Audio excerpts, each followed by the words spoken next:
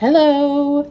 Today I'm making sweet and sour tofu. So we have some tofu, cornstarch, broth, vinegar, pineapples, some rice to go with it. Not as much as we normally would have because we are trying to stay low carb, but we're having some. Erythritol and monk fruit extract sweetener, red pepper, onion, green pepper, and some oil. So I'm going to start by unwrapping the tofu and getting it pressed because you need to press your tofu to get out all the liquid. Okay, so I've got a little cutting board there and I've got some paper towel folded up, and now I'm going to get the tofu and place it there. Okay, I've got the tofu there. Now you get some more paper towel to put on top of it. Take up all the juice that's in it. Put that there. Put on your other cutting board. And now something heavy. I've got a big old bowl of beans, all kinds of beans. On top she goes, and that is how you press tofu. See?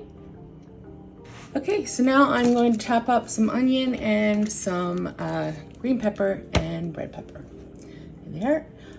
Just cut them up to a nice, like a little 1-inch cubes. You don't have to do anything really fine for this. Usually it's a little bit chunky. As you can see, it's quite a rough chop. Okay, there we are again, another one roughly chopped. Here you are, 1 red, 1 green, and 1 white onion. Kind of looks like Italy, doesn't it? Interesting. This is pineapple in juice, but we are gonna just cut up those just quickly in the can and use all of it, just everything, the juice that came with it and the pineapples themselves. There you are, it is in the saucepan. Okay, so for the vegetable broth, it's 1 cup per teaspoon of vegetable stock powder here. That's a Knorr product there. So it's about that much, say. And fill that with water. Pour it into the saucepan with everything else. Put in about 1/2 cup of vinegar. And that looks good.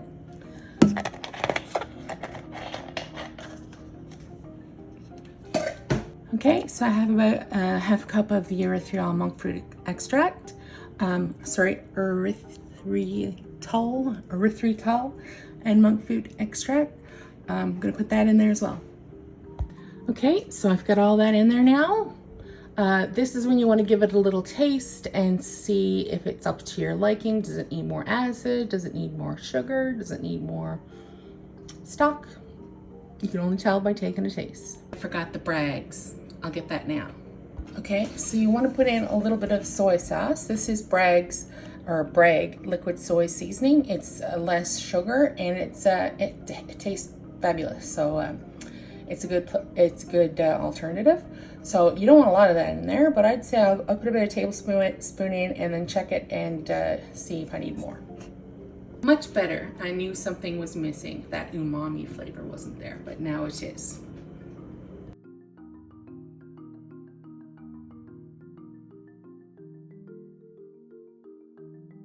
Anyway, I got some sesame oil and Bragg soy aminos and a bit of cornstarch and shake it up. The tofu is all sliced into little flat cubes. Got about 1/2 centimeter of oil in the pan, olive oil, and we're going to set that for a minute, and then we'll start just giving them a little cooking before we put them in the sauce. Okay, so you can see the tofu is starting to cook. So get that nice and brown and golden.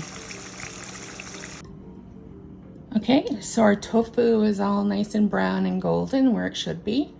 And the vegetables aren't cooked yet, but they'll get there. Okay, I'm gonna do something that I see all the time.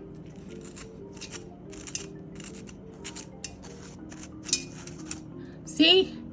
It's all very crispy.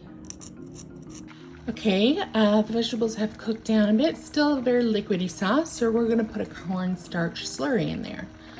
So what I'm gonna do is take a little bit of the sauce out of the pan with a cup and add some cornstarch to make a slurry, and then add it back in to thicken up the sauce. Okay, So here's the cornstarch slurry, just pouring that in. Okay, I've added the tofu back into the mixture. It's not quite as thick as I'd want it to be, so I'm going to add some more cornstarch slurry to the mixture.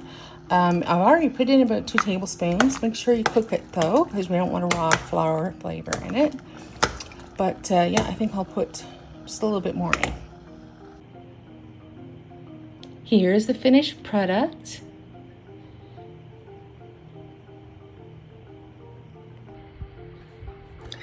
Let me get just a little taste. And some tofu, of course.